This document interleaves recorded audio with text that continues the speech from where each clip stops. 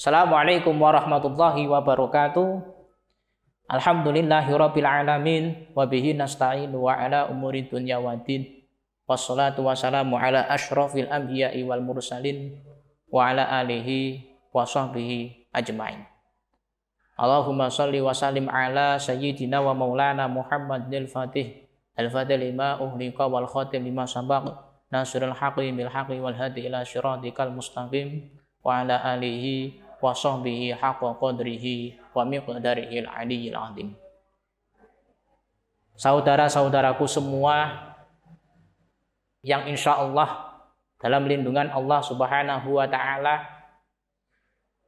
dan selalu diberikan istiqomah dalam imannya terhadap Allah Subhanahu wa ta'ala. Pada kesempatan kali ini masih melanjutkan terkait Ramadan ya. Kami akan membahas derajatnya orang-orang yang berpuasa atau pangkatnya orang-orang yang berpuasa di bulan Ramadan. Di dalam karyanya Imam Al-Ghazali dalam kitabnya Mau'izatul Mu'minin itu menerangkan bahwa tingkatan atau derajatnya orang-orang yang berpuasa itu ada 3 macam. Yang pertama adalah shaumul umum atau puasanya orang yang umum.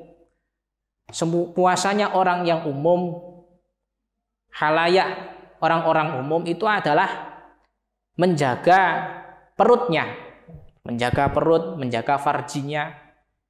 Dari apa? Kalau perut berarti menjaga dari makan, minum. Seperti itu. Kalau farjinya berarti menjaga dari syahwatnya. Untuk melakukan, misal kalau punya istri berarti bermalam dengan istrinya. Untuk tingkatan yang pertama, tingkatan yang paling bawah seperti kita ini.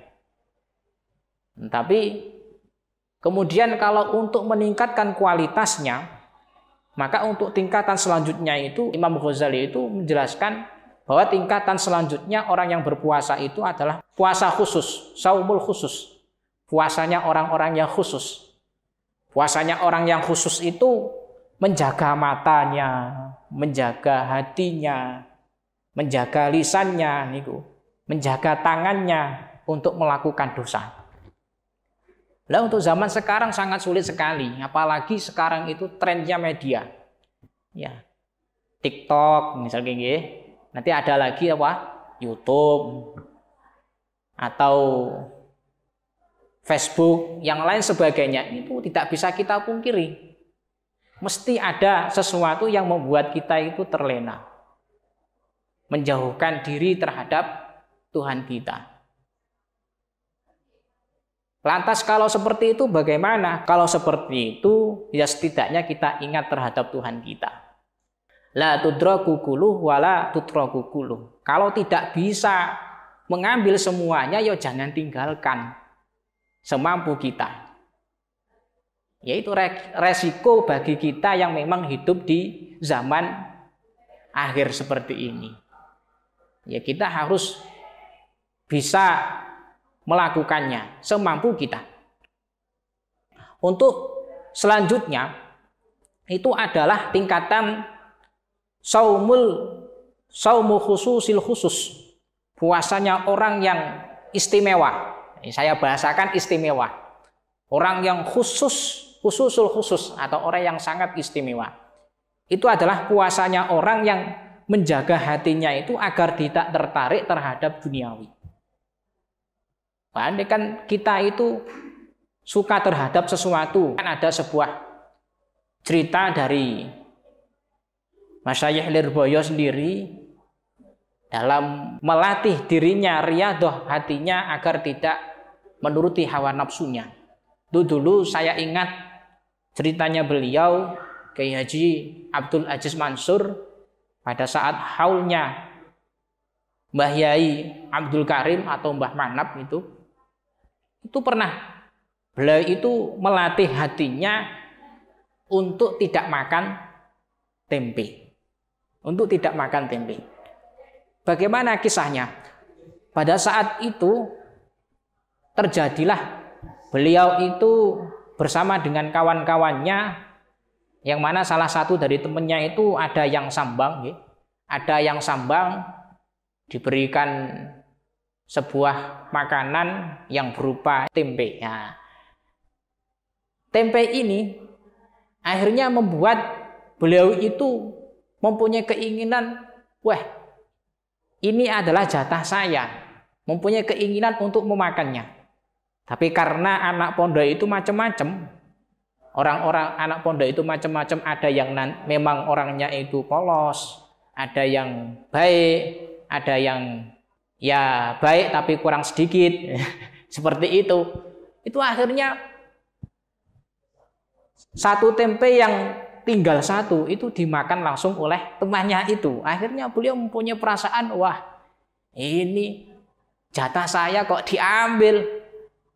Akhirnya Mbah Abdul Karim itu mempunyai etikot di dalam dirinya, tidak akan memakan tempe itu sampai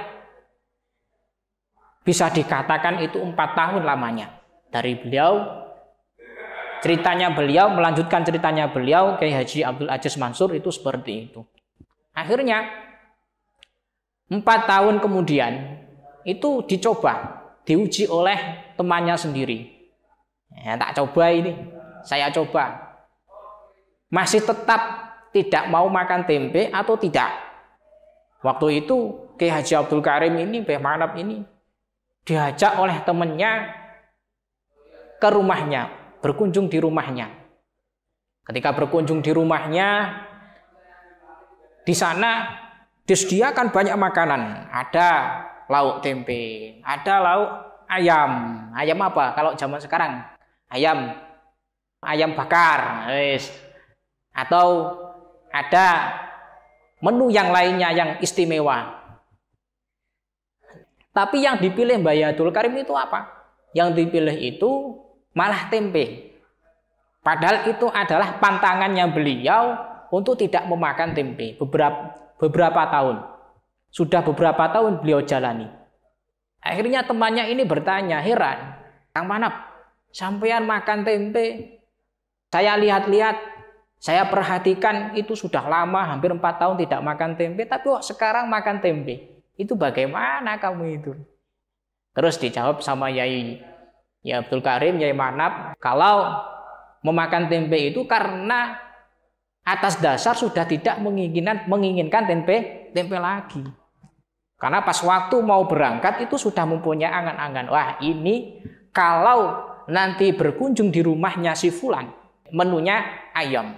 Karena di situ banyak ayam. Kamu kan punya ayam banyak.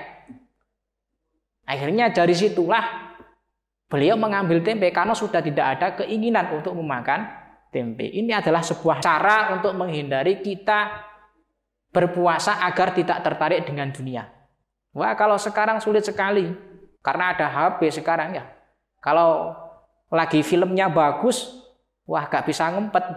Ya, gak bisa ngempet. Nah itulah. Kalau kita bisa melakukannya itu, maka kita tergolong pada golongan yang ketiga. Orang yang istimewa. Atau dalam bahasanya beliau menyebutkan saumu khususil khusus. Istimewa. Mungkin dengan ilmu yang saya bagi ke saudara-saudara, bisa kita ambil sebuah manfaat. Saya kutip dalam hadisnya Nabi itu, di dalam bulan Ramadan itu, awaluhu rahmatun, wa awsatuhu maghfiratun, wa akhiruhu idkun minan nar. Bahwa kita di bulan Ramadan itu harus bersukacita.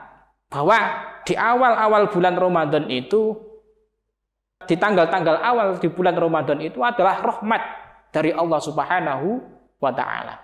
Kemudian di tengah-tengahnya itu adalah maghfirah. Sudah diberikan rahmat oleh Allah, diberikan maghfirah, ampunan. Kemudian yang terakhir kita dibebaskan dari neraka. Mungkin dengan sukacita, kebahagiaan kita di bulan Ramadan ini akan menjadikan kita orang-orang yang husnul khotimah. Amin, amin ya rabbal alamin. Cukup sekian dari kami. Ihdinas siratal mustaqim. Wassalamualaikum warahmatullahi wabarakatuh. wabarakatuh.